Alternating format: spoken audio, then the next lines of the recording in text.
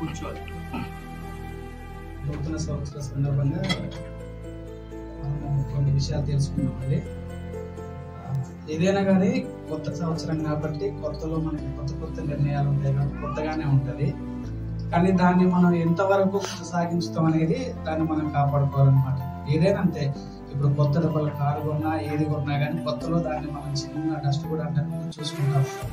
అలానే కొత్త సంవత్సరం వచ్చే లోపల మన మైండ్లో ఎన్నో రకాలైనటువంటి ఆలోచనలు ఇలా ఉండాలని కొన్ని పాయింట్స్ మనం నోట్ చేసేసుకుని ఖచ్చితంగా ఇలా జీవించాలని అనుకుంటాం. కానీ ఆ కొత్త సంవత్సరం అనేది పాతగా అయ్యేంత వరకు కూడా అట్లనే ఉంటాయి కానీ పాటించదు, అలా జీవిస్తూ ఉంటాం అనమాట. సో అలా కాకుండా కొత్త సంవత్సరంలో మనం కొత్తగా జీవించాలి. నాకు తెలిసి 2024 సంవత్సరాలు గతించిపోయింది ఒక ఎత్తి అయితే, నాకు అనిపించేది ఏంటంటే 2025 సంవత్సరంలో ఏదో జరగబోతుంది. దేవుడు రాకడ సమీపించి ఉన్నది. ఖచ్చితంగా దాన్ని మనం సిద్ధపాటు కలిగి ఉండాలన్నమాట. ఈ రోజుల్లో ఎంతో మంది 2025 చూడక చనిపోయి ఉన్నారు. కానీ మనం బ్రతికున్నామంటే మనం చనిపోయిన వాళ్ళ కంటే గొప్పవారం మీద కాదు, కానీ ఆయన ఇచ్చినటువంటి ఉచితమైన కృప ద్వారాగానే. సో దేవుడు మనల్ని బ్రతికిస్తున్నాడంటే ఆయన మన యందు ఏదో చిత్తము పెట్టి ఉన్నాడు.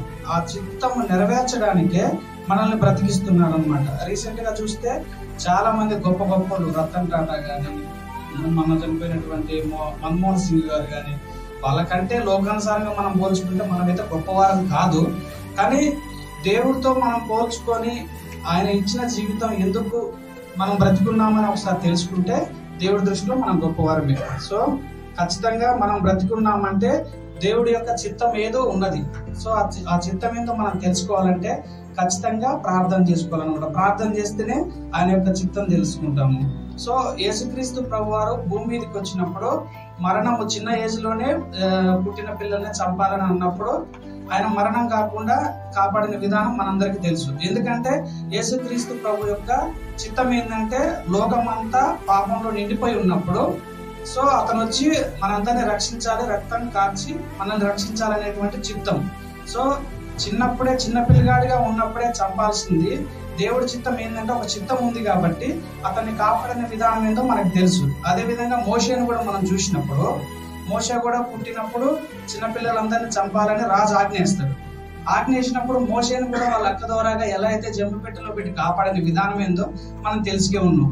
సో ఈ 2 ఎగ్జాంపుల్ ఎందుకు చెప్తున్నానంటే, మనం ఈ రోజు కూడా బ్రతికి ఉన్నామంటే దేవుడి యొక్క చిత్తం ఏదో మన యందు ఉన్నది. ఆ చిత్తాన్ని మనం నెరవేర్చాలి. నాకు తెలిసి మనకి ఉన్న చిత్తం ఏంటంటే, మనం తెలుసుకున్నటువంటి యొక్క రక్షణ సువార్త తెలియనటువంటి మనుషులకు తెలియజేసి వారిని రక్షించి దేవుని రాజ్యంలోకి చేర్చాలి. అదే మన చిత్తం అన్నమాట. సో మనం చిన్ననాటి నుంచి తెలుసుకున్నటువంటి రక్షణ తెలియనటువంటి బిడ్డలకి తెలియజేయాలి. అది మన రక్షణ. సో చిన్న ఉపమానం ద్వారాగా నేను ముగిస్తానండి. ఒకసారి లూకా సువార్త 14వ అధ్యాయము 15వ వచనం నుంచి 35వ వచనం వరకు చూస్తే మనకు కూడా దేవుడు ఎన్నో అవకాశాలు ఇస్తా ఉంటాడు, కానీ మనం కొన్ని విషయాలు కారణాలుగా చూపించి తప్పించుకొని పోతూ ఉంటాం అనమాట. అటువంటి ఉపమానము నేను ఇప్పుడు చెప్తాను, ఒకసారి చూడండి. లూకా సువార్త 14వ అధ్యాయము 15వ వచనం నుంచి ఎవరైనా చదివితే కొంచెం.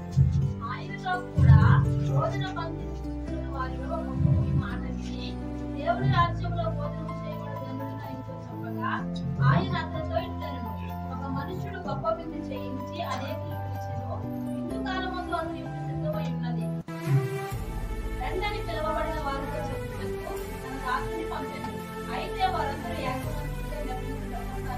మొదటి వాడు నేను పలుకొని ఉన్నాను, అవశ్యంగా వెళ్ళి దాన్ని కొనవలను, నన్ను క్షమింపవలని వేడుకుంటున్నాను అని. మరియకు నేను 5 జతలు ఎన్నుకొని ఉన్నాను, వాటిని పరీక్షగా వెళ్ళుచున్నాను, వేడుకుంటున్నాను అని. మరియకు నేను ఒక స్త్రీని వివాహము చేసుకుంటున్నాను, అందుచేత నేను రాలేను అని.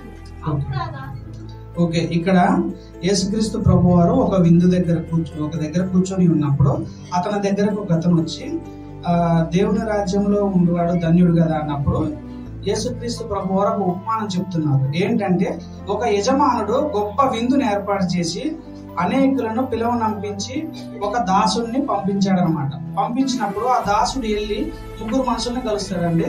మొదటి వ్యక్తి ఏమంటాడంటే, ఇట్లా విందు ఉన్నది, మిమ్మల్ని ఇలా యజమానుడు పిలిచాడంటే అతను ఏమంటాడంటే, నేను ఒక పొలము కొని ఉన్నాను, నేను దాన్ని చూసుకున్నట్టు వెళ్ళాలి, సో నేను రాలేను, నన్ను క్షమించాలని చెప్తాడు. రెండో వ్యక్తి ఏం చెప్తాడంటే, నేను 5 జతల ఎడ్లను కొని ఉన్నాను, వాటిని ఖచ్చితంగా నేను పరీక్షించాలి కాబట్టి వాటిని చూసుకోవాలి కాబట్టి నేను రాలేను అంటాడు. మూడవ వ్యక్తి ఏమంటాడంటే నేను పెళ్లి చేసుకుని ఉన్నాను కాబట్టి నాకు రావడం కుదరదు అంటాడు. సో ఈ 3 కారణాలలో చూస్తే మొదటి వ్యక్తి ఏమంటాడంటే పొలం కొని ఉన్నాను, నేను దాన్ని చూడాలంటే నార్మల్ గా మనం ల్యాండ్ కొనాలంటే కొనడానికి ముందు చూస్తామా కొన్నాక చూస్తామా?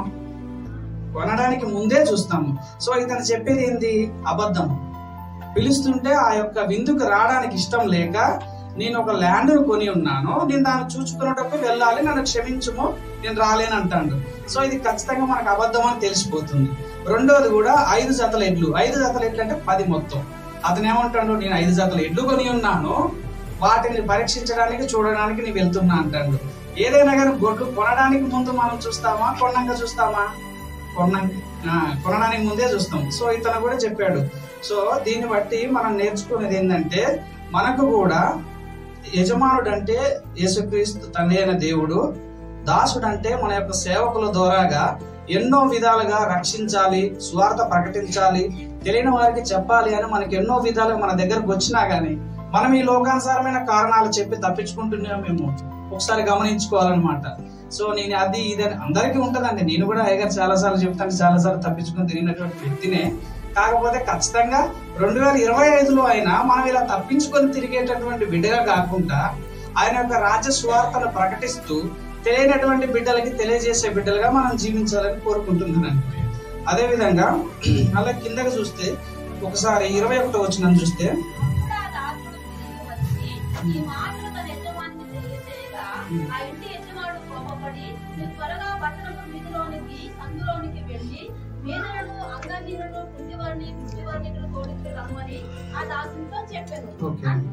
అయితే పోయిన ఆధారం కూడా అయ్యగారు మనకు వాక్యం చెప్పింది ఏంటంటే మనకి ఏదన్నా దేవుడు చేయాలంటే నిబంధన ఖచ్చితంగా చేస్తాడు, కానీ వేరే వాళ్ళకి చేయాలంటే జాలి.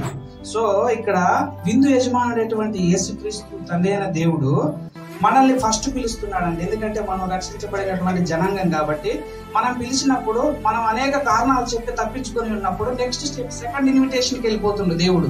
ఎవరిని? గుడ్డి వారిని, కుంటి వారిని, అంగవైకల్యాన్ని వాళ్ళని వెళ్ళి తీసుకొని రమ్మని చెప్తున్నాడు అనమాట. ఎందుకంటే మనకి రక్షణ ఇస్తానంటుంటే మనం తప్పించుకొని పోతున్నాం కాబట్టి దేవుడు వేరే వాళ్ళని రక్షించాలని చూస్తున్నాడు.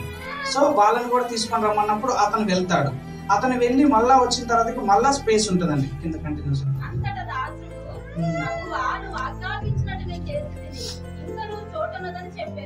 అందుకు యజమానుడు నా ఇల్లు నిండినట్టు నీవు రాజమార్గంలోనికి కంచెంలోనికి వెళ్లి లోపలికి వచ్చుటకు అక్కడ వారిని బలవంతము చేయము.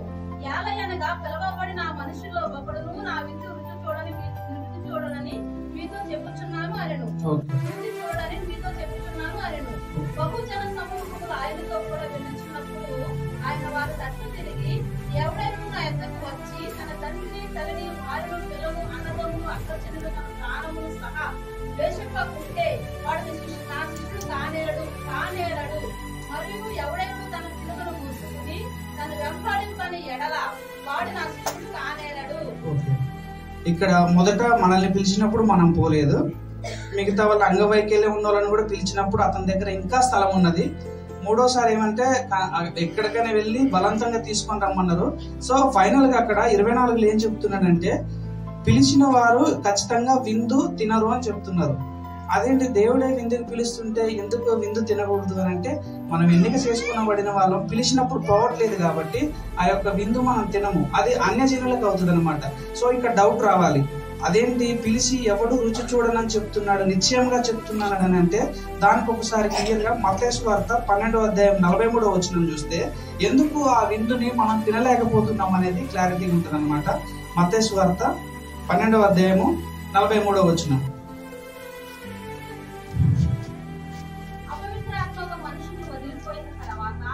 అది విశ్రాంతి వెతుకుచు నీరు లేని చోట తిరుగుచుండును. విశ్రాంతి దొరకనందున 12:43 అది 22:8 చూడండి.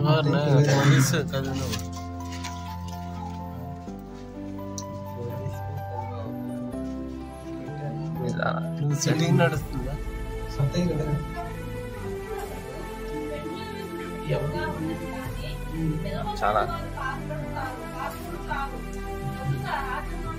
ఓకే.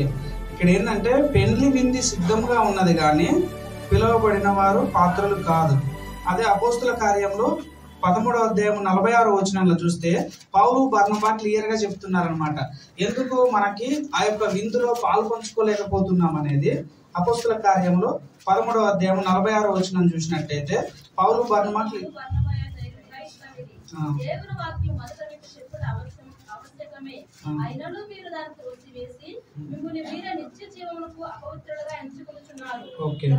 ఇక్కడ పౌలు బర్నబా గారు ధైర్యంగా చెప్తున్నారు ఏంటంటే దేవుడి యొక్క వాక్యము మనకి చెప్పుటే ఆవశ్యకం అంటే అది ఖచ్చితమైనటువంటి నిబంధన. కానీ మనం దాని నుంచి వేరే ఉన్నాం కాబట్టి అది అన్యజనులకి వెళ్తుంది. అదేవిధంగా మళ్ళా లూకా సువార్తకు వస్తే క్లియర్ గా కింద ఏం చెప్తున్నాడంటే మీరు నా శిష్యులు కావాలన్నా గాని మీరు నా బిడ్డలు కావాలన్నా గాని ఈ లోకంలో ఉన్నదనగా సమస్తమును కుటుంబమును భార్యను భర్తని అవసరమైతే నీ ప్రాణముని మొత్తమును వదిలేసి నన్ను వెంబడించినప్పుడే నా యొక్క నిజ శిష్యుడిగా మీరు ఉంటారు, శిష్యురాలుగా ఉంటారని చెప్తున్నారు అనమాట. సో దీని యొక్క సారాంశం ఏంటంటే ఈ యొక్క ఉపమానం నుంచి అక్కడ యజమానుడు అంటే తండ్రి అయిన దేవుడు యేసుక్రీస్తు ప్రభువు, అక్కడ విందంటే పరలోక రాజ్యము, ఇక్కడ ఆ యొక్క దాసుడిని పంపిస్తున్నాడుగా దాసుడు అంటే సేవకులు వాక్యం చెప్పేవారు అనమాట. సో వీళ్ళందరూ వచ్చి అక్కడ ముగ్గురు మనుషులు ఉన్నారు కదా, సాకులు చెప్పినటువంటి ముగ్గురు మనుషులు మనం ఏదో ఒక దగ్గర స్ట్రక్ అయి ఉన్నాం అనమాట. సో మనం ఎప్పుడైతే దేవుడి యొక్క పిలుపుకు దేవుడి యొక్క వాక్యానికి మనము ఏకీభవించవో మన యొక్క అవకాశము దాటిపోయి వేరే వాళ్ళకి పోతుందన్నమాట. సో మనం అలా కాకుండా ఈ న్యూ ఇయర్ లో మనము దేవుడి వాక్యం వింటూ తెలియనటువంటి బిడ్డలకు ప్రకటించే బిడ్డలుగా ఈ యొక్క నూతన సంవత్సరంలో అయినా దేవుడు మనల్ని నిలబెట్టాలని కోరుకుంటున్నానండి. ఆమేన్.